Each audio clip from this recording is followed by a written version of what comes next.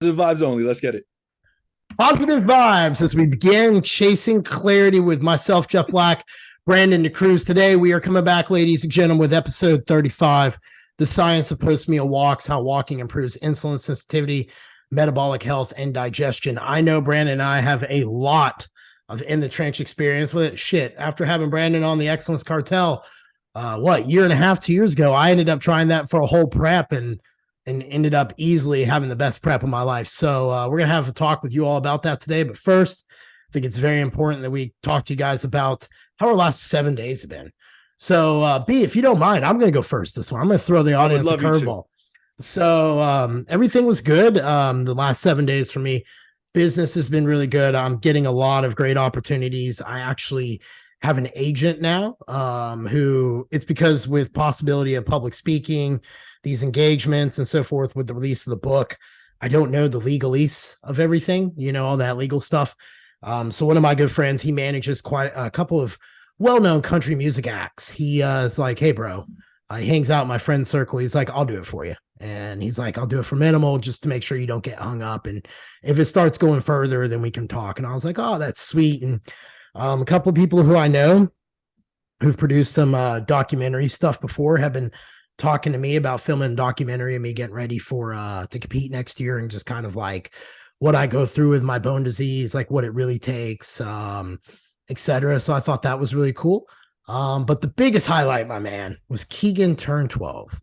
Yes, sir. So the ninja asked for a day to him, and we made it happen. He was sushi for lunch, the arcade for a good 3 hours, came back, set up the Christmas stuff, and then he asked for Chick-fil-A to round out the day. He got a bunch of gifts that he wanted. Memphis Grizzlies jersey. He's a diehard basketball fanatic, like loves basketball, probably more than football. That's been interesting to see. And then got a pair of Jordans that he wanted. I managed to find him those rare Carolina ones. A buddy of mine. Oh yeah, dude. Buddy of mine works UNC Tar Heels. Yeah, I know. A buddy of mine works for has a good friend who works for Nike. So I was able to score those out for him, and just, it was really cool to see him get some things that he wanted. And, Keegan's the kid. He doesn't ask for shit all year long. Like, he doesn't ask for a single thing. Like, I got to bug him and be like, bro, you got a hole in your underwear. Like, we need to get some new underwear or some stuff. He's that kind of kid. So it's cool for that one day out of the year to really spoil him and look at that, take a moment and just see how far he's grown and how far he's come.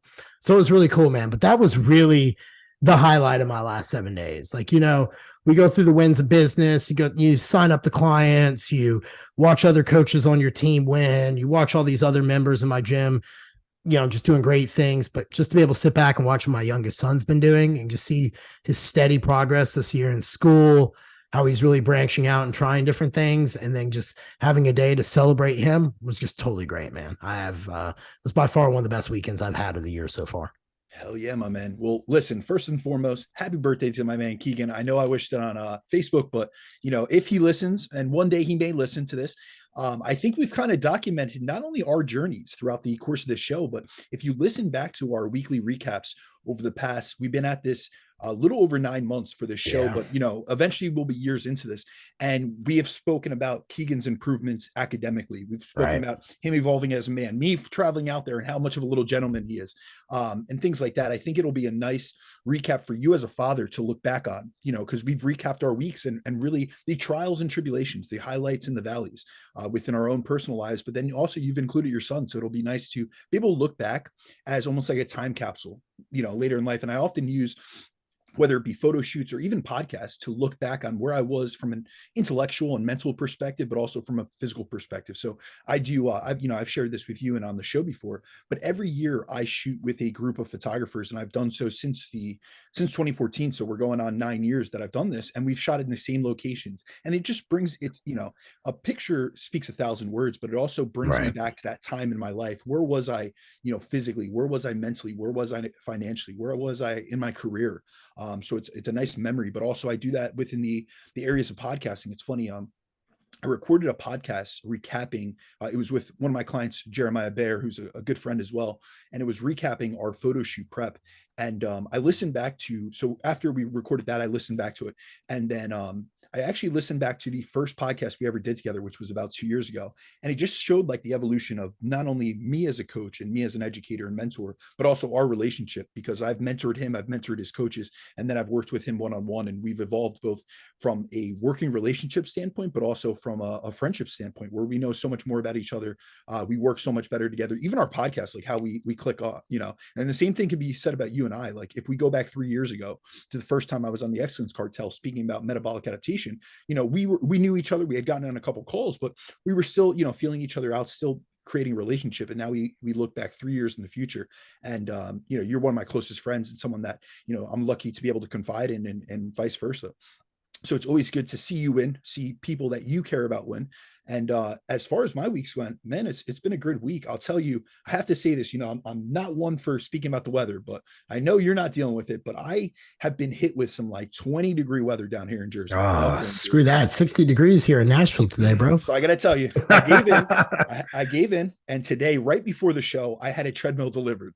So I will be taking my steps and my ass inside, just to not only from a productivity standpoint, but the other day I went to go to a Planet Fitness. It was like freezing cold out.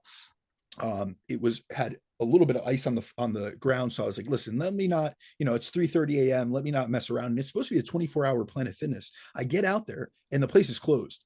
And so I'm like, dude, this is 24 hours. Well, apparently between the hours of 3 and 4 a.m., they shut down the gym for maintenance and for cleaning, because that is the time period in which the least amount of people in terms of their check-in schedules come in. So they've allocated that towards the 1 hour. So really they should advertise, hey, we're a 23-hour gym, not a 24-hour gym.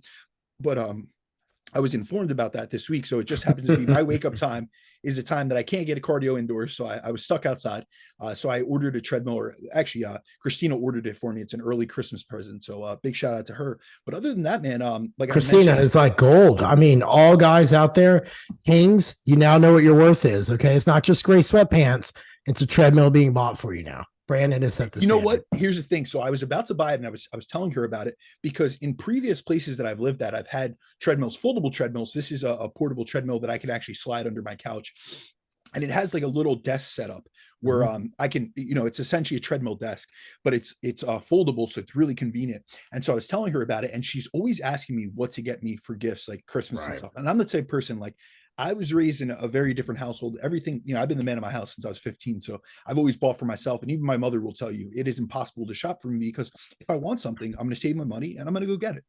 And so generally I've already bought everything. So I was just in conversation with her regarding it. And she's like, hold up. I was looking at treadmills for you. I know that you didn't bring, because my last one that I had previously, I left. It was already a rundown treadmill. I had gotten it used and I didn't travel with it. It was just an extra expense and an extra hassle, to be honest with you, to travel and bring it down, because my move was about 2 hours south of where I was living at the time. So I left that and actually gave it to one of the workers that was, moving my stuff. And so he was able to give it to his son. And so I didn't have a treadmill at this current location, but she was like, listen, I'm going to order it for you. So she got it, and it came in, just previous to us getting on here. So I will be, set for my steps, both in terms of my morning steps as well as my post-meal walks, as we'll discuss later. But other than that, I started my new higher training frequency program. And really what I'm trying to do is test out the amount of effective volume that I could do per week. And so the biggest way that I'm doing that is spreading that out through more weekly sessions, because when we look at like the research on volume, we see that on a volume equated basis, like the hypertrophy outcomes are the same. However, when it comes to training in like the real world, if you're able to utilize higher training frequencies, you can leverage that to get higher quality sets and more total volume across the week. So that's really my intention. This is going to be more of an experiment than anything else.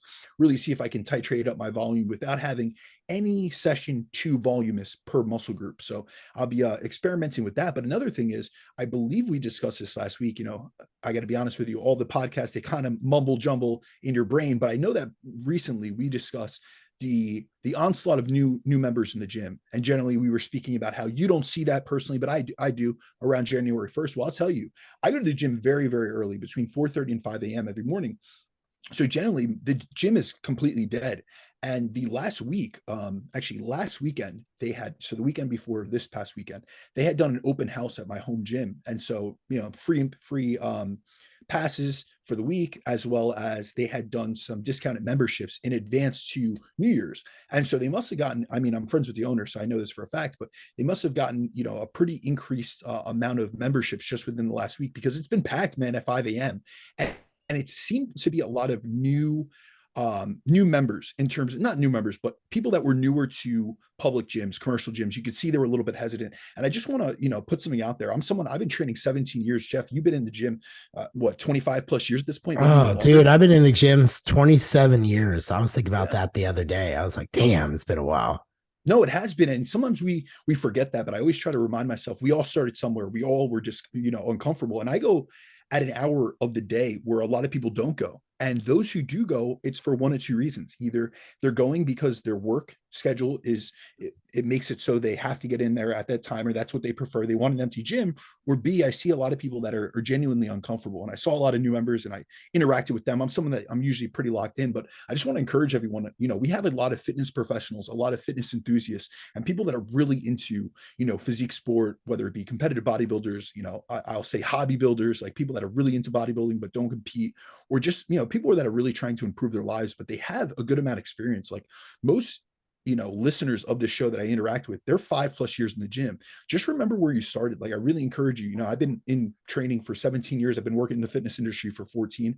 None of us are too good to help someone else out. And so I really encourage that. And I've actually had a lot of, clients of mine that were training, at home. They had home gyms. They had really nice facilities within the constructs of their home. But I've encouraged them to get out and go into, a public gym, a commercial gym, just, not only to better accessibility to equipment, but just to be able to interact and to really get a feel for other environments. And that's something that this sport is something that can be lonely at times and that other people can't understand. But remember, when you're in that type of environment, it's almost catering to people that are like-minded. So, if you're an experienced individual, don't hesitate to help someone. If someone asks you for help, don't be a dick. Like, that's the least you could do, is like help someone else out, like a brother or sister in iron, and just lend a helping hand, give them a piece of advice, and just encourage them. Like, just yesterday morning, I had a woman, ask me, she said, an older woman, and she asked me, how I stay so motivated. And I had to break it to her. I said, listen, I'm going to be honest with you. It's 5:05 a.m. right now. I'm not motivated at all. I'm up at 3 a.m. every day, but this is part of my lifestyle and something I love.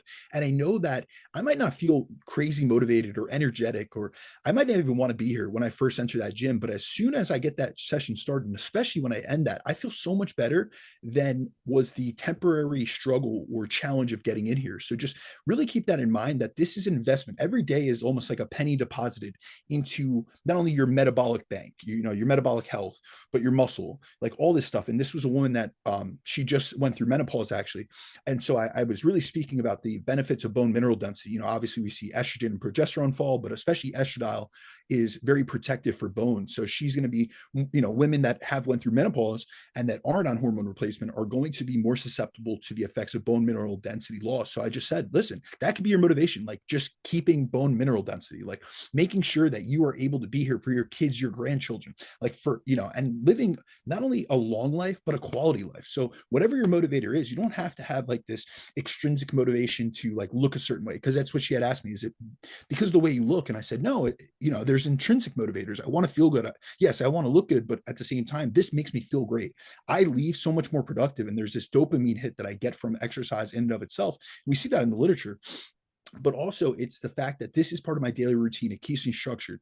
So, if you guys are out there, you see new members in the gym, you're going to see people start trickling in, especially over the next month and a half. Just be encouraging. Like, if you could be a positive impact on anyone else's life, that really is what fitness should be. It shouldn't be just about what you do in the gym in terms of like with your physical body, like the weights you lift or the sets and reps. It really should be about transferring the lessons you've learned, the discipline, the work ethic, really investing into yourself and giving back to others. Like, this is such a positive endeavor. Make this, if you see someone that's kind of like training isn't something they look forward to, and you can give them a helping hand, maybe just give them, a little, sign of encouragement or something to get them going or to get them to keep going. It's a really beneficial thing to do. Both you'll feel better, but also you'll see someone else feeling better and feeling more encouraged and more likely to keep it going. And that's something that's extremely powerful. And it's an impact that we can have that takes such little effort. Actually, I got asked this question on my anonymous box that I put up on my IG about what's wrong with the health and fitness industry. I was like, I think it's the majority of people think or coaches are acting like people are broken, and rather than listening to people where people need help at, they're just automatic like, these are all the things wrong with you, let me fix it. And when you really like, be saying when you're in a gym, a lot of these people just want help. And if you could just listen to them for a second, the impact you can make on them is huge. I can't tell you how many people come up to me at my gym and will be like, hey, thanks for that little tip you gave me about how to weigh my food out or different things like that. So yeah, B, that's a good message, man. I think this time of year is it's a year where people are trying, our nation's sicker than ever. We're going to go over that today, man. More people than ever on antidepressants, more people than ever are obese, more people than ever on high blood pressure. I mean, I could go down a list of more people than ever is how it will begin. And it's a lot. And if you're in this industry and you go into the gym, and I get it, man, there are days in there where I just want to fucking wreck shit and not be bothered. But sometimes cutting a smile to someone or giving someone a thumbs up goes a long way. A fist bump, a good job. You look great. These things go so far, it takes so little effort. And I just want to really express that. I'm someone that I'm very locked in. I'm pretty, I'm an introverted individual, naturally, but just going out of my way to do these little things like really has paid off great dividends in how I see it affect other people positively. And if I can do that, Jeff can do that. Jeff's a gym owner. And if he could stop his workout or I could stop my workout, I'm not saying mid set, I'm saying like in between sets or at the end of my workout and just give someone, a little bit of encouragement, it goes such a long way. And just think about the fact that you're not only there to build your body, but build your mindset and your discipline and all these other characteristics. You could really build your network as well. Like you never know who you're speaking with, you never know who you're talking to, and you never know that's true. What someone else is going through. You know what I mean? Mm-hmm. In the context of like how their day could have been going wrong or their life. And there's one little thing like, hey, you look great or great work. I'm you're doing a really good job, or, I commend you on coming in here and being so consistent. Like these little things, they go so far. And I really think, coaching, Jeff, you told me something that I'll never forget. No one will care how much you know until they know how much you care. And just being caring and being cordial and just having these things, a lot of times people forget that coaching isn't just about education. And believe me, guys, I am huge on education, huge on research. But if I didn't have the relationship building skills that I have, I would not have a coaching business and I would not be able to connect with the amount of clientele that I have over the years. I've worked with over 1,000 individuals. And initially I was very educated, but I lacked the social skills, especially through an online. Thank you for saying that, man. Thank you for saying that. Cause I tell a lot of coaches, I'm like, y'all can know fucking everything underneath the sun, including the rarest of the rarest shit. But if you cannot connect to someone, it doesn't. They're never going to hear you. Exactly. 100%. Thank you for saying that. Absolutely. I think that's the lost message in all the business shit and the mentorships being taught.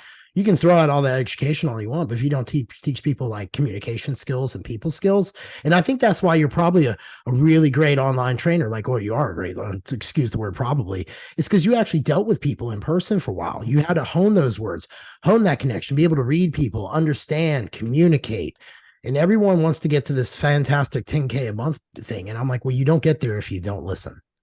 Absolutely. And you know what? My biggest mistake initially going online was I stopped interacting with those clients. Yep. In an online fashion as I did in person. And once I went back to just like the bare basics of communication and really digging in deeper and asking the similar type of in-depth questions that I would with my in-person clients, I started cementing greater relationships. Instead of having someone just sign up for 12 weeks with me, my average client stays with me 13 plus months. And it's really, I have all the education. I can explain all these things, and I love empowering. Any person that works with me or knows me knows that I love empowering my clients with education so that they understand not only what we're doing, but why we're doing it. And because that leads to greater compliance, greater buy-in, and all these other things. But they also know I care. And there are weeks that there are no adjustments to the plan, but we have a really in-depth conversation because they're going through something in life. And, I'm not here to be a psychologist or a psychiatrist. Those aren't within my scope of practice, but I am here to be a friend. I am here to be a mentor, and I am here to be a guide. And if I could lend an ear to hear you out and just help you feel better, or maybe make some suggestions to help improve the aspects of your life or of what you're going through, whether it be from my own personal experience or from other things that I've tried, interventions that could be beneficial, I'm always there to do that for my clients. And it's not just about the X's and O's and macros and calories and sets and reps. It's also about digging in, getting to know people, and really helping them, not only improve their physiques, but improve their lifestyle as a whole. Dude, this is a good chat as always. We should probably just do one episode where we just spitball for an hour and just see how it randomly comes out and so forth. But let's get into the topic before we blow away all our time. But I really enjoy these kind of conversations because, you don't get to have them much. Everybody thinks it's just high level. And I'm like, if you can't connect, like many people communicate, but few connect is what I tell people. 100%. That's It's that a lot of people they're used to such short little, they almost communicate the same way they would on Instagram with these like short little, captions and these infographics and things like that. And they just make things so short that they're unable to get into the nuances, not only in terms of personal connection with one another, but they have surface level conversations. But they're also, the reason I like long form content so much is, first of all, it's evergreen. So, Jeff and I were having a conversation off air, how he's not really about Instagram. He's almost checking out at Instagram. They fucking shadow ban me for every little thing I do wrong. I like literally put like one thing up and they'll be like, oh, sorry. And I'm like, oh, geez, I didn't know I'm allowed to have a different opinion. But this will be evergreen and people will be able to go back, and we'll be able to go back and recount all the great conversations that we've had with one another, which went beyond the restraints and restrictions of whatever word caption on Instagram or a comment that's limited in and of itself. So these are really where I love to dig in and really create relationships with other people, and then also the audience gets to know us as well. But let's dig into the topic before we go off. All right, let's get in this. So today we're going to talk about the science of post-meal walks and how walking improves insulin sensitivity, metabolic health, and digestion. Now, in past episodes, we have talked about studies comparing walking after meals to diabetic drugs such as metformin. And there's a lot besides the abstract that most people just take away. But today we wanted to kind of kick this off and talk about why metabolic health is so important in the physique transformation process. Like, people don't really take the time to understand getting themselves metabolically healthy, especially competitors. It's off season and pre-contest. And I'm like, there's a lot of that in between. And I have learned that as a seasoned competitor over the decade plus I've been competing. But B, why do you think that people overlook this? Why do you think people don't want to hear this message? Is it just it's because everybody just looks at the goal and doesn't understand like the foundation? What are your thoughts to that? Yeah, I would say that this doesn't just apply to competitors. I'll be honest, we're going to go through some recent literature on the metabolic health status of Americans currently, and you're going to see some dramatic and drastic, statistics that are going to be kind of startling. But I would say that really as an industry as a whole, whether you are a physique competitor or you're a lifestyle client or you're in the general population, I think that really what we've done is we've removed, it used to be the health and fitness industry, but we've removed health out of health and fitness. And so now it's become such a physique oriented approach where people just think about the external and they always forget the internal. And if you look at physique transformation and improving body composition from like a physiological perspective, you'll realize that in order to optimize our body composition outcomes, we need to have our internal health optimized, which includes aspects of our metabolic health, like our cardiovascular health, so our heart health, our aerobic capacity, our blood glucose control, and we have to have our insulin sensitivity in check. And this is why I always tell my clients, and I often make this statement on this podcast, for anyone with ambitious goals or just wants to improve their body as well as their lifestyle as a whole, a healthy body is a responsive body. And if your internal health is not in a good place, your body will not lose fat and or grow muscle effectively. And this is because in order to change our body composition, we need to apply stress to it in the form of diet, training, and even like stuff like cardio. However, we do not just respond and improve our body composition just from adding these different variables into our daily routine. We need to be able to adapt to these stressors and recover from them to be able to respond to them and to see the results and outcomes we're looking for. And the issue is, if your body is already stressed from an internal health perspective and isn't in a good state metabolically, your body already has an excessive amount of stress to deal with. And this is something that I see a lot of people coming to me, especially within the general population. They're overly stressed. They have very poor metabolic health. They have a bunch of, lipid markers off, high blood glucose, all these things that are showing signs of internal stress being very elevated, as well as poor metabolic health. And we have to realize, our body's always going to prioritize survival. So if you're in the state where your internal physiology is already stressed, your body's going to prioritize, the internal stress that it's dealing with over the external stress of your training and your nutrition. And so you're not going to respond to those interventions. You could be making changes. You could be doing the diet and you could be training as hard as possible, but there are going to be so many compensatory mechanisms internally going on that are going to limit the results and the outcomes that you get. And this is why our metabolic health is so important. As the healthier your body is, the more it'll be able to respond to your diet, your training, and the more likely you'll be to see the positive results you're looking for. But if you always just prioritize the external, the body over everything else, you're going to get into a point where you're going to hit this roadblock and you're going to hit this plateau where the biggest bottleneck is the stress that you're overlooking, and it's your internal health, and you haven't prioritized that. And really, I always extrapolate this with clients to deloading. A lot of them will ask me, why do we have to deload? And I always tell them, listen, if we don't do deload when your body's showing signs of overreaching, or your psychology isn't in a good place, like you're losing motivation in the gym, your body's going to deload for you. You're going to get an injury. You're going to get a niggle. You're going to feel burnt out. Like, it's either we do things proactively, like take care of our internal health, or we have to do them reactively when we get a bad, set of labs, or a doctor gives us a warning about our metabolic health, like we're suffering from prediabetes or insulin resistance or whatever it may be. So really, I would rather, when it comes to metabolic health, really place a high level, a high priority of importance over it and prioritize it.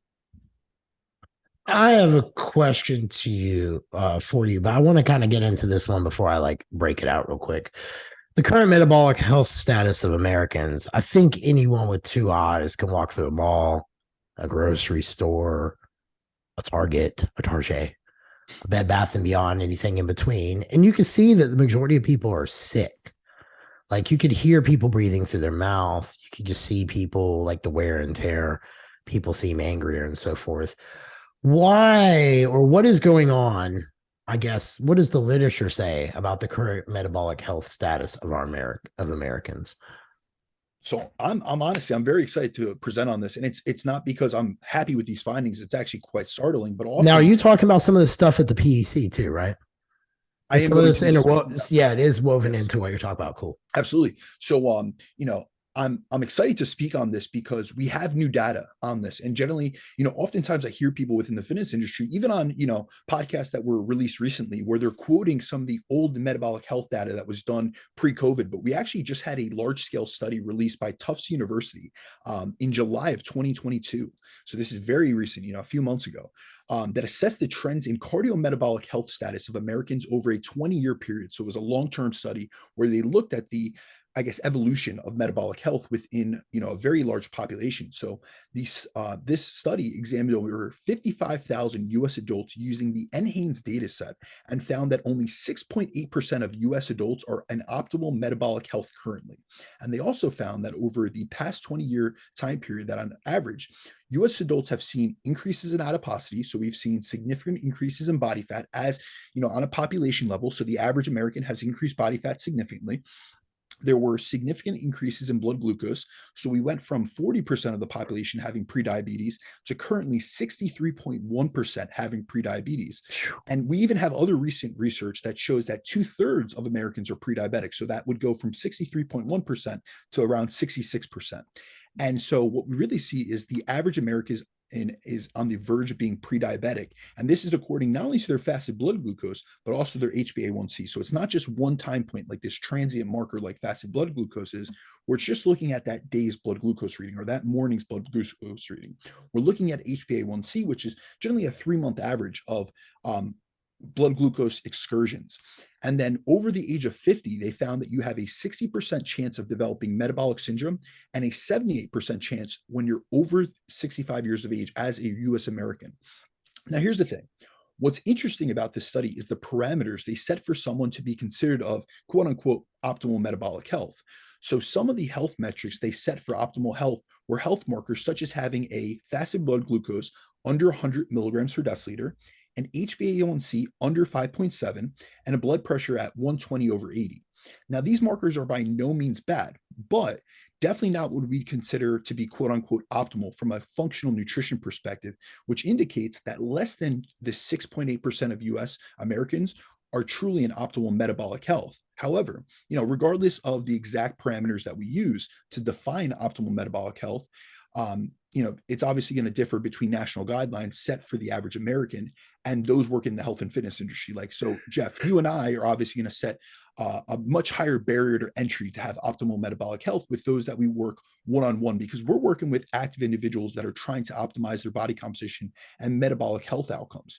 but it's extremely apparent that the vast majority of adults in our country are in a suboptimal state of health, which is why we need to look into lifestyle interventions to help improve upon their current state of health, which is, why we're really going to cover the topic of post-meal walks in today's podcast. Is this is, if we really look at it, this is one of the lowest hanging fruits we can all incorporate into our daily routines that has the biggest bang for our buck, as it'll, as I'll, expand on further throughout the course of this podcast, because there are a lot of things, interventions that people are utilizing, or that are the medical industry are utilizing to help improve upon some of these things. But we're really seeing that over the decades, like despite, the pharmaceutical industry continuing to boom, over the last 20 years, we've only gotten sicker. We've only gotten, fatter, to be honest with you. We've only gotten more insulin resistant. So obviously, these medical interventions, yes, we're seeing like the inclusion of more metformin in prescriptions, and we're seeing the amounts of US Americans on medications increase. It's obviously not, I'm not saying it's not doing anything. I'm not going to,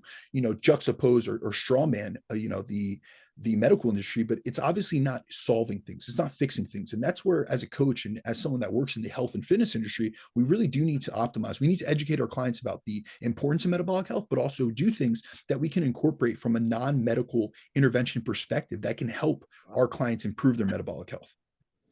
Something that I think, and I actually want to get your opinion on this, I think the body image, like, remember when a few years back, maybe about a decade ago, I guess is when it really started, when it was like the whole body positivity movement kicked off. Mm-hmm. I think that's when doctors started going backwards, meaning rather than just looking at clients or their patients and saying, hey, you need to watch what you eat. You need to go get 7-8 hours of sleep. You need to get in routine, and you need to start exercising every day. They just shut up and just give everyone prescriptions now because people don't want to be told to do any hard work.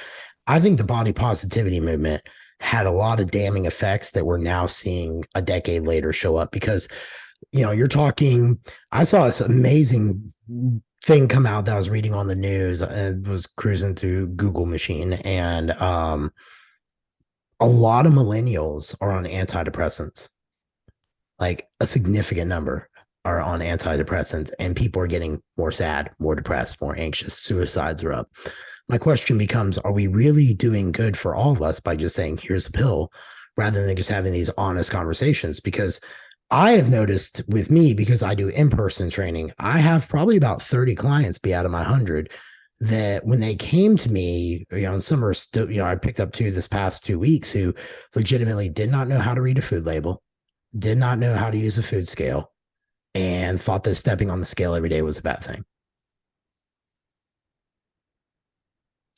Yeah. So, I think I don't think we could really isolate it down to that simple of a construct. I mean, if we really look at obesity, it's a multifactorial issue that's an epidemic. And that's why it is the obesity epidemic. When we really look at the metabolic health status and the declining status of health within our country, yes, I do think it starts at the level of the intervention from a medical practitioner standpoint. So if you look at statistics on the average general practitioner, they spend between 7 and 8 minutes per client or per subject. So if we really think about it, I often think about, we look at the medical industry as a first line intervention, but I don't think they should be, because they spend the least amount of time with these individuals. And we actually see in research studies that when we have a practitioner, or we have a medical professional step in a weight loss intervention, whether it be a doctor, a general practitioner, a dietitian, or, a registered dietitian, that they have less success than a coach or a nutritionist. And the reason for that is there's much more touch points and a lot more time spent. So for instance, my average client check-in, and I've shared this with you, my average client check-in takes me 30 minutes per week. So with each client, it takes me at least, an average of 30 minutes. So I'm already, say someone goes to the doctor once every 3 months, which would be standard, but there's now you're also writing people back, right? You're not doing videos. So you're I'm writing people back. Okay. So you're doing email based. Yeah, I'm doing email based. And then I have with certain clientele on my top tier, I do a weekly Zoom call. So I spend an additional 30 to 60 minutes on a Zoom with them, in addition to the check-ins that are done through email. But regardless, average, say with my email clients, it'll be 30 minutes per week. And so within that, say that the average person, which I'm going to be gracious and give this average because I know it isn't this, but say they visit their doctor once a quarter. That is 8 minutes per every quarter. Whereas in the time period of those 3 months, they've checked in with me 12 to 13 times, and I've spent a half hour with them during each of those time points discussing things. And that doesn't even include the times throughout the week where they hit me up or I talk to them on Instagram or whatever it may be. And so when we really think about it, I'm spending, say 7 hours per quarter with a client, whereas a doctor is spending 7 minutes. And so really, they're quote unquote the first line of intervention for helping with these issues, but they're really not.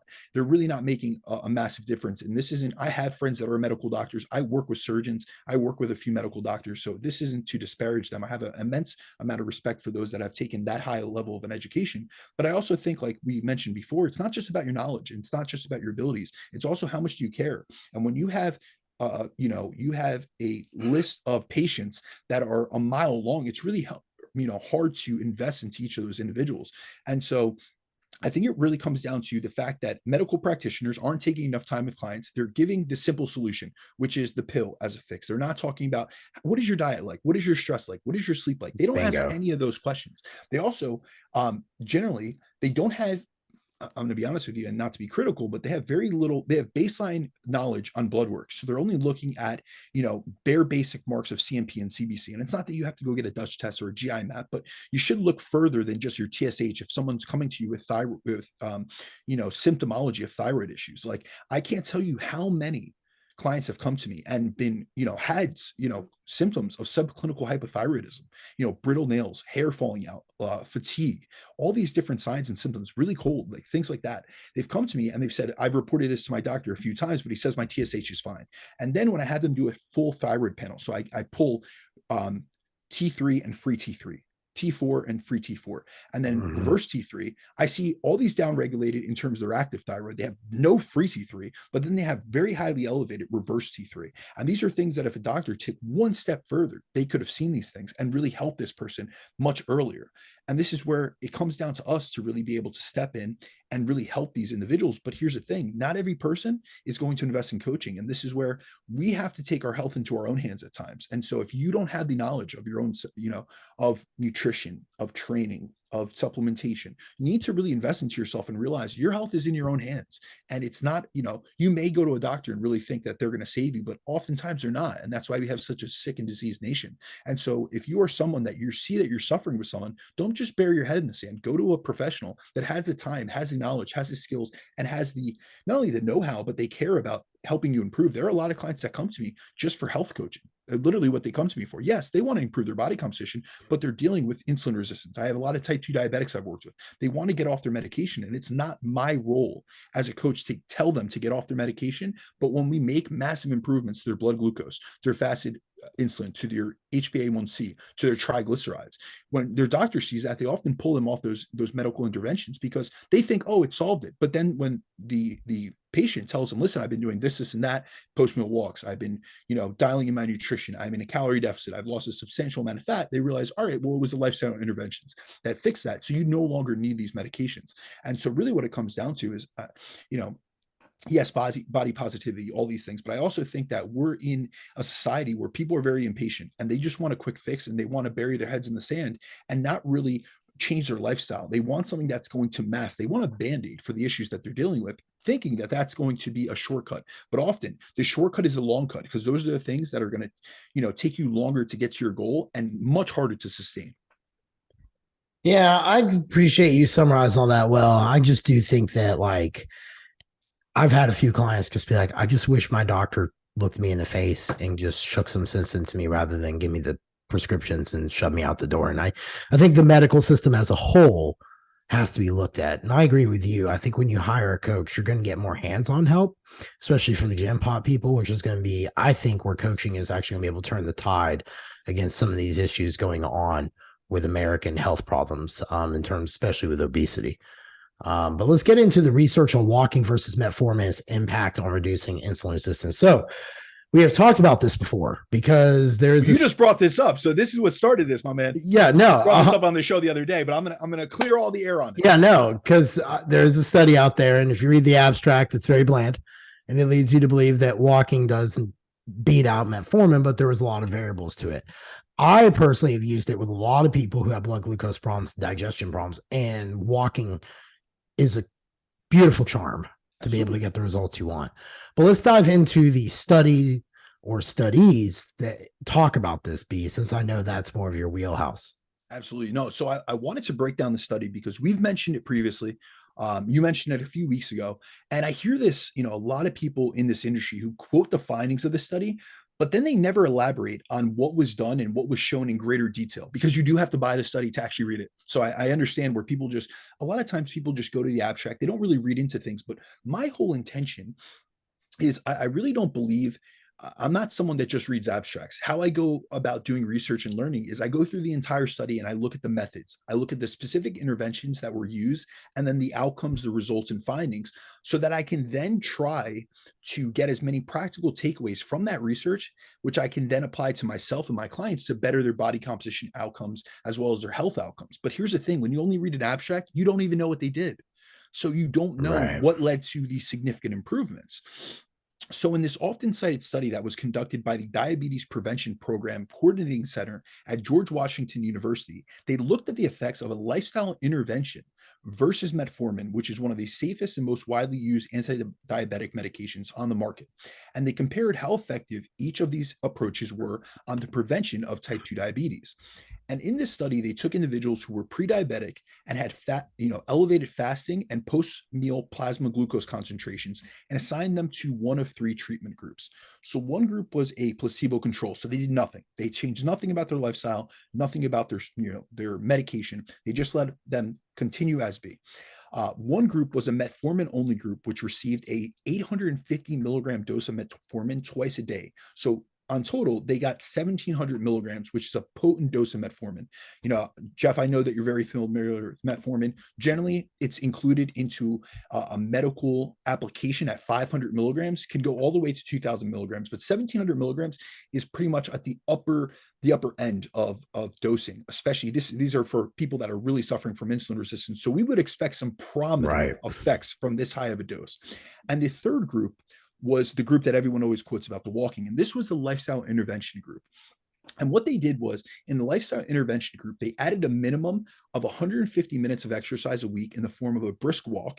And then they also had them lose 7% of their body weight through a combination of that increased physical activity, so that exercise, but then also through improvement in their diet quality.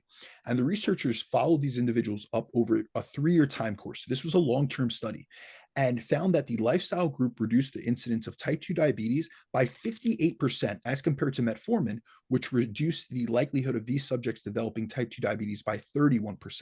So the lifestyle intervention group, who implemented the walking and had an improvement in their diet, so they lost weight, had a 27% lower likelihood of developing diabetes than those who solely use metformin, which is why many will say, we often hear the quote that people use that walking is twice as effective as metformin for preventing type 2 diabetes, but we really have to look in further. It's not just about walking. Yes, walking is highly beneficial, and we're going to go into some studies that independently look at the timing of walking and how influential and beneficial it can be from a blood glucose standpoint. But when we really look at that study in particular, when you hear Stan Efferding quote that, realize it's not walking just by itself. It's also weight loss. 7% weight loss was included in that. And that is where really, when I work with type 2 diabetics, I'm not only looking, obviously I'm including some physical activity. I'm having them do post-meal walks, but I'm also including a weight loss component to that, because that is one of the most effective interventions for putting type 2 diabetes in remission. Do you see metformin a lot being used by, okay, then let me ask this question. What would be the benefit of competitors using metformin, if any? Because metformin does damage the mitochondria. There is quite a few studies showing that I have seen. I've only seen metformin use damage mitochondria in older individuals, and there is some activation of AMPK pathways, but they're different AMPK pathways than those that we regulate or that would downregulate mTOR production. But I do see in the elderly population, not elderly, but 65 and over, we do see deleterious effects from metformin. But really, if you look at think about the mechanisms of action of metformin. For anyone that's not familiar with metformin, it's also as a generic need glucophage, but it does pretty much three things. It reduces glucose production from the liver, so it's going to lower gluconeogenesis. It's going to reduce glucose absorption in the small intestine. So you're going to have less absorption of glucose and more like excretion. And then it also increases insulin sensitivity in the cells. So what it really does is it helps with those that are insulin resistant. They have a difficulty with what's called GLUT4 translocation, which is something that we can regulate in both insulin dependent and non-insulin dependent ways. So really, if you're insulin resistant, or if let me take it from the other side. If you're insulin sensitive, what would happen is when you ingest carbohydrates, it's going to break down to glucose in the blood. The pancreas, the beta cells of the pancreas are going to release insulin to transport that to the cell. But what insulin does is it binds to the cell itself, and then it translocates. So it takes a GLUT4 translocator and it brings it to the edge of the cell to let in glucose into that cell. However, if you're insulin resistant, it's like that lock and key analogy. The key is the insulin and the lock is the muscle cell or the liver cell. However, that lock and that key aren't fitting correctly. So you're unable to get glucose in there. So what metformin does is even in those that are insulin resistant, it allows for this activation of GLUT4 translocation. Now, a reason exercise is so, movement in and of itself is so beneficial from a blood glucose standpoint is because it works on increasing GLUT4 translocation independent of insulin. So you are able to get that uptake of glucose into muscle and liver cells without the presence of insulin. So it not only lowers your insulin need, but it also allows you to transport and increase nutrient partitioning without the usage of insulin. So really, when it comes down to metformin, there's many interventions that you could utilize it for. It has antioxidant capacity. So if you're a competitor and you're using androgens, it is an intervention that would be highly beneficial for someone that has, a high allostatic load. It's beneficial from a standpoint of if someone's utilizing exogenous growth hormone that we know increases insulin resistance, this is going to be a way to increase insulin sensitivity independent of actually insulin usage. And there's also longevity research done on metformin usage that shows that it does help with increasing longevity. So there's multiple mechanisms. And we also see that in young individuals, it doesn't downregulate muscle growth, whereas that was a myth that was highly purported. So there's multiple reasons as to why someone would utilize it, but really it comes down to a need. And so it's all individualized towards a person in general. And generally, I would rather utilize something like a berberine. I would rather utilize post-meal walks. I would rather utilize diet interventions than metformin. But if someone is insulin resistant, I've had many type 2 diabetics that needed metformin as an intervention in conjunction with their lifestyle because their HbA1c is highly elevated, their fasting insulin is highly elevated, and so is their blood glucose. So we would rather utilize something that has efficacious amounts of research. I mean, metformin's been used for 60 or 70 years and has a large amount of safety data and probably one of the most beneficial, medical interventions that we could utilize. So it's not about like, should we use it or should we not? It's more about, or is it, harmful or is it positive? It's more like, is it well suited? It's the right tool for the right person. I agree with that. Let's get into the benefits of post-meal walks. Besides, like, this is a good one that I always tell people to do.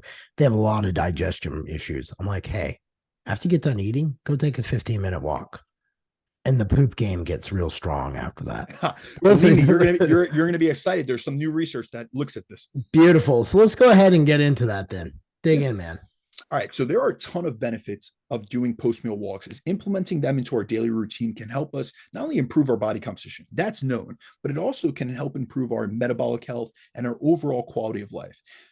So in general, post-meal walks have been shown to increase insulin sensitivity and improve our nutrient partitioning so that we have a better ability to uptake the nutrients we eat into muscle tissue rather than storing them in fat tissue or as body fat. It helps to minimize the post-meal spikes in blood sugar. And as a result of our blood sugar not spiking as high, we also need less insulin to absorb our carbohydrates, which independently increases insulin sensitivity. This also decreases the area under the curve in terms of our insulin elevation and duration, which improves our overall metabolic health. And then what Jeff was mentioning is that post-meal walks can really have a digestive benefit as they've been shown to decrease gas. And they also decrease DOMS and increase recovery by improving blood flow and nutrient delivery. And then from like a body composition perspective, they increase our energy expenditure and can help us get into a high flux state, which we've done many of episodes on. So if anyone is not familiar with that, we've done a full podcast on energy flux and how to get into a high energy flux state and live a high energy flux lifestyle, which is something I'm a big proponent of.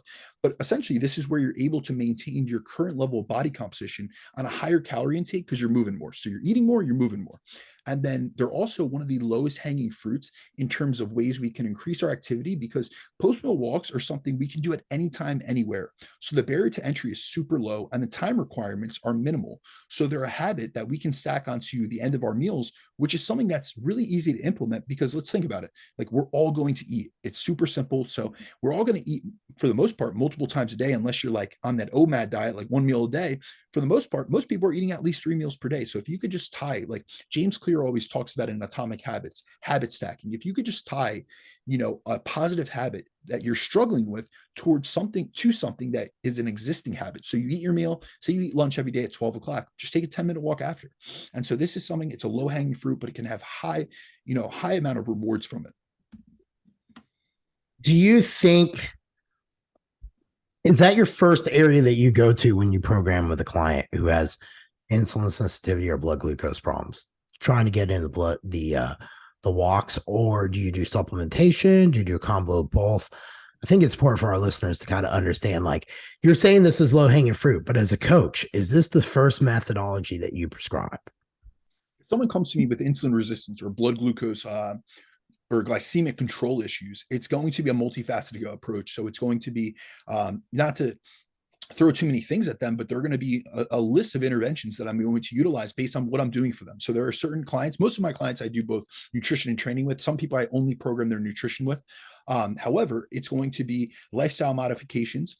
It's going to be nutritional intervention. The first lever I'm going to pull is nutrition. That's going to be the first and foremost. I'm going to modify their nutrition because, generally, the number one reason for insulin resistance is excess energy intake. It's energy toxicity. So I'm going to look at not only their calorie intake, but also their macronutrient distribution. I'm going to look at that. So nutrition is going to be dialed in. From a training perspective, I'm also going to make sure that they're resistance training, because that has vast benefits on insulin sensitivity. So if someone's not resistance training, I might just get them on like a little circuit a few times a week, like either a full body routine or a little circuit. And then from there, I'm going to look at some post-meal walks and some increasing activity, because many people that come to me with insulin resistance have a very low step count. So I'm looking at that as well. And then the last intervention will be supplementation if necessary. But I always like pulling the levers of nutrition and training first. Nutrition, training, lifestyle. Also within lifestyle, I think it's important to mention that we've done episodes on this, but increasing or improving sleep quality and stress management is huge when it comes to insulin sensitivity benefits. So this is a multifaceted approach. I never have just one lever I pull. You know what I mean? I might do something independently, or I might do something like pull a variable independently, like add in a supplement 1 week, and that's the only change I make. But it's after I've already really set them up with a primary foundation that's aimed at optimizing insulin sensitivity in and of itself. Agreed. Now let's get into the juicy stuff. What is the science of post-meal walks? You said there's no research. I'm always ready. Because this is going to be the first smother and cover me, baby. Smother and cover me. Let's do it. First time someone covers this on a podcast. So we're breaking news, my man. So there are many benefits. There's a ton of benefits that I've seen through implementing post-meal walks within my daily routine, as well as having my own clients add them in. However, there's also a good amount of research which reinforces the many benefits I've spoken about on so many podcasts I've done surrounding like topics like walking or energy flux, or just in general increasing physical activity levels. And I'm a big advocate, anytime we speak about this, and this very well because I've promoted this to you yourself, is I'm a big advocate of breaking up our levels of daily physical activity by doing multiple post-meal walks per day, as injecting movement breaks throughout the course of our days has been shown to be better for improving our insulin sensitivity and our metabolic health than doing all our exercise in one bout. And this has been found in multiple studies looking at individuals with suboptimal levels of insulin sensitivity. So this could be individuals that have insulin resistance, like type 2 diabetics, could be pre-diabetics, or those on the verge of prediabetes. And what they'll essentially do is they'll compare having them walk several times per day compared to doing an equivalent cardio session in one bout. And they found that the multiple walks per day led to better improvements in things like blood sugar regulation, blood pressure, and blood lipids. So, for example, in a randomized control trial conducted at the University of Otago, they looked at whether placing the timing of walks after meals enhanced the benefits that could be attained by meeting the current physical activity guidelines of the US, which is to get about 30 minutes of walking per day. And in this study, they took type 2 diabetics and put them through a crossover study design where each participant would go through 2 conditions for 2 weeks each. So in one condition, they would have them do 1 30-minute walk per day. And the other condition, they did a 10-minute walk after their 3 main meals of the day. And in both conditions, they use continuous glucose monitors, so CGMs, to measure postprandial glycemia and insulin area under the curve. And they found that the insulin area under the curve was significantly lower and better improved when participants walked after meals as compared with a once single daily session. So that's an intervention or study where we see that, dividing the same amount of time of walking per day done in 3 times, taking 30 minutes and dividing it over 3 10-minute bouts was more beneficial from an insulin sensitivity and a blood glucose control perspective than doing the same amount of cardio or same amount of walking per day, but just doing it in one bout. And there's also other studies that have shown benefits from taking the same amount of time walking and splitting it up throughout the course of the day. So in a 2017 study, they compared the effects of doing one 45-minute session of brisk walking compared to splitting those 45 minutes into 3 15-minute walks per day done right after meals. And when they had the subjects do the 45 minutes of daily walking in 3 separate 15-minute post-meal walks, they found more significant improvements in their measures of glycemic control, including their blood glucose profile and their HbA1c as compared to when they had them do all 45 minutes in one single session. So this is another study showing the immense benefits of just simply taking the same amount of time. Like, think about it from like a bang for your buck perspective. If someone could tell you, listen, you're going to invest the same amount of money, $100, instead of just investing the one stock, let's divide it into 2 and you're going to get double the amount of returns on your investment, you would do that. So think about that, the same perspective from these walks. Splitting them up has better benefits than doing them in one single bout. And then from a digestion improving benefit, we've seen, or we have a lot of people that say that. They'll say, hey, listen, post-meal walks help with digestion. We feel that, this is something I've seen many times in practice, but there was just a study that came out last year to test this. And what they did was they compared the effects of post-meal walks and prokinetic medications. So prokinetic medications, for anyone that's not familiar, those are essentially medications that help with GI motility for those that have gastrointestinal issues.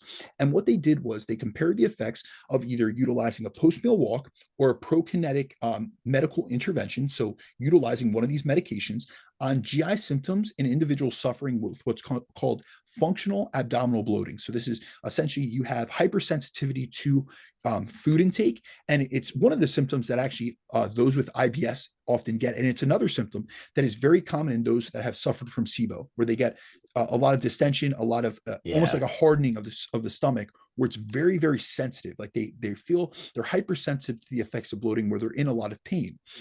So they took these study participants and randomized them into 2 groups of what was called the control and then an intervention. In the control group, individuals were given a prokinetic medication, while the subjects in the intervention group were asked to perform a 10 to 15-minute walk after each meal. Both the prokinetic medication use and the post-meal walks were associated with significant improvements in GI tract symptoms such as belching, gas, post-meal fullness and bloating, and abdominal discomfort and pain. So they saw improvements in all those markers in both the medical intervention group as well as the post-meal walk groups. However, the changes in the score of the GI symptoms from beginning to end of the study between the 2 arms were not significantly or statistically significantly different, except for postprandial fullness and bloating symptoms, where the post-meal walks were found to be superior than the use of a medical intervention of prokinetics. So it was shown that utilizing just post-meal walks instead of medication was better for those that were suffering with bloating and fullness symptoms that were leading to pain. So this is where, we look at, movement is medicine. There's huge benefits to this. And this is something that, we can really compare like we did with metformin. These are highly beneficial interventions that just should be your first line of call instead of going to, and I'm not, discouraging anyone from getting on medication. However,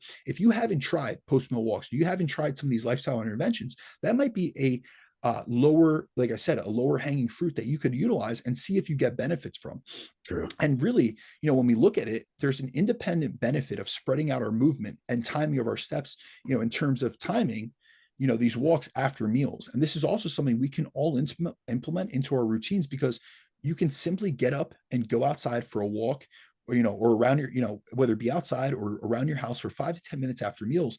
And you can also easily, a lot of times, the number one reason as to why people don't exercise, and in the literature, and often I encounter this with my own clients, is they'll say a lack of time. They don't have the time, or they can't get to the gym at an extra session. Well, this is something that doesn't require you to go to the gym. And also, post-meal walks are a great way to multitask and do things like walk your dog. So you eat a meal, go take the dog for a walk. You're gonna have to take him out anyway, or you answer emails for work on your phone, or listen to a podcast. And this is a short period of time which you can either do, outside if weather permits, or if it doesn't, you can easily do this inside your house, because we're literally talking about 10 minutes. You can go up and down the stairs for 10 minutes, and you can easily take something that you would do seated after a meal and simply reap the benefits of getting up, getting some movement in, really move around, moving that glucose around, and experiencing the multiple benefits from a digestion perspective, from an energy expenditure perspective, from a blood glucose control and insulin sensitivity perspective, just by taking, say you're doing 60 minutes of cardio every single day, and you're doing it fast in the morning, you're driving to the gym.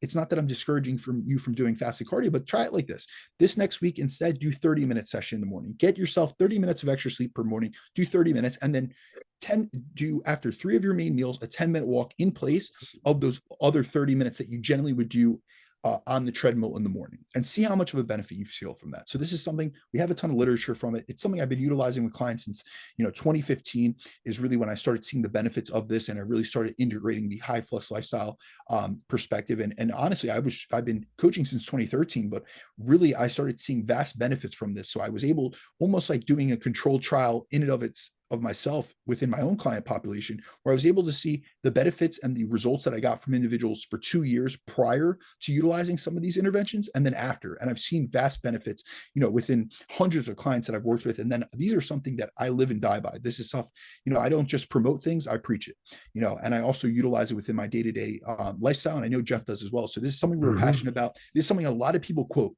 A lot of people will talk about post-meal walks. No one's ever broken down the science. So we really want to deliver, I love coming from my experience and giving you guys that, but we have to realize that individuals respond differently to all interventions. But when we're able to look at studies and long-term research and really see what the average, 95% of the population, the benefits that 95% of those subjects exhibited, it gives us a little bit more validation for the methods and exactly how to utilize them. It's not just enough to say, walking is twice as effective as metformin. It's very beneficial. However, let's really look into the more nuanced details of this literature and really, extrapolate things correctly. B, man, thanks for breaking that out, because I think that it's really easy, because you'll see stuff, because IG, you've only got 420 characters. So you got to jam as much in that long format content as possible, right? Absolutely. And that's why we do the podcast, because we wanted a chance to be able to really break it out deeper. And, on the surface, yeah, it's simple. Like, hey, walking after meals is better than a medicine, right? And it sounds sexy, but there's some nuances to that, and I really appreciate you breaking that out for the listeners. But I am a person who, that is the first step I take with any one competitor, average Joe, average Jan, is to get their steps up, get them feeling better, and if they can, walking after meals. Because if anything, it's just a great way. Like, I find if I walk after meals, I'm nowhere near as tired throughout the day. You know what I mean? Like, there's a lot of cool stuff like that. Here's the thing. It has cognitive benefits. I didn't bring in literature from that because they haven't independently looked at. So I only focused on the actual timing. And remember, timing interventions they have much fewer timing intervention studies than they do just general studies, because we have to think about it from the constraints of a research perspective. They have to get people into the lab, and it's done on different timings. So to have groups that are going three times a day, it's more liability. It's more education behind things, and they have to have a lot more control over these subjects, their lifestyle, their ability to get to the lab and back.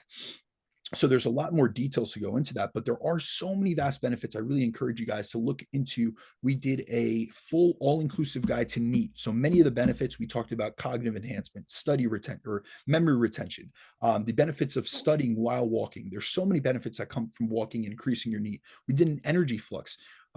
podcast. And then we also did one that was a Q&A on 10,000 steps, like the origin of 10,000 steps, as well as the research behind 10,000 steps. We did one on weighted apparel during steps, and a multitude of questions regarding or surrounding steps. But there's so much in that where I've really dug deep into literature to provide you guys with extra empowerment through education. And then also, I know some people that they get kind of enticed to do something when they hear, about, actual research, because it's all well and good to say, listen, I've done this with hundreds of clients, but a lot of times people will say, all right, well, that worked for them. That doesn't mean it's going to work for me. But when you actually hear some of the statistically significant benefits or the percentages, a 58% reduction in the prevalence of type 2 diabetes in a pre-diabetic population in and of itself, like that's immense. That's an immense benefit. Think about that. 63 to 66% of US citizens are pre-diabetic, but just a walking intervention combined with an improvement in diet and 7% of weight loss. So that means if you're 300 pounds, that's 21 pounds. That's really not a crazy amount of weight loss. So these are interventions that you can utilize and get even better benefits than medication in and of itself. So if you guys are out there looking for interventions, whether it be for yourself, for your clients, just think about throwing in the walks. These are things that are highly beneficial, low hanging fruit, super, that have a vast amount of benefits and something you're going to feel better. And that's the whole thing. So it's not just about, hey, we have this literature, we have this research, we have Brandon and Jeff's experience with themselves and their clients. Try it. I encourage all of you guys, take out your headphones or put in your headphones, go out for a walk right now and finish the podcast by, satisfying us and going for a post-meal walk or a post-podcast walk and increasing your energy flux, increasing your NEAT, and really getting those physical activity levels up, because we're in a society that is, really bombarded with a sedentary lifestyle. And this is why we have so many, our all-cause mortality risks are higher, and there's so much lack of health, essentially. I couldn't agree more. I think, I told someone that the reason that my prep was so much better with just doing steps, especially after the meal, I would do 20 minutes, which is for my short little stubby self, about 2,500 steps over the course of 20 minutes. You got to remember, I got arthritis in my hips and all that. I'm a sloth. But the mental aspect was so different to me. It was night and day. It was almost like these quick breathers. I'd field phone calls. I would call people up that I hadn't talked to in a while. I think half the time, I think there were a few times I was talking to you. Absolutely. When I was out, without a shirt catching the sun. I mean, so there's just really a lot to it. I know it sounds lame in a day and age where we want a quick way or a certain workout or a certain cardio or a certain diet or a certain supplement to fix things for us. But man, there's nothing better than just taking a walk sometimes. And it's the best thing you can do for your mind above all else. And I think that's one thing I would say is a takeaway from today. If you ever get depressed, if you're ever anxious, just put your headphones in, like B said, go for a 20-minute walk. Tell me if that don't change your mind and change your outlook for the day. And just a little caveat to that, if you do it in nature, it has been shown to lower the symptomology and the risk of depression and anxiety. We see that in randomized control trials looking at walking in natural environments, meaning going into a park, going into a green, it's essentially called like greenhouse bathing or something of that sort. And so there are multiple benefits. It could be a change of environment, some little activity, getting some sunlight. These are all beneficial effects, especially guys. This is a season for seasonal affective disorder. So many people are going to be suffering from this, especially my guys and gals in the Northeast. So get outside, get some sunlight, get some steps, and, see all the health, body composition, energy expenditure, metabolism benefits that you can get from walking.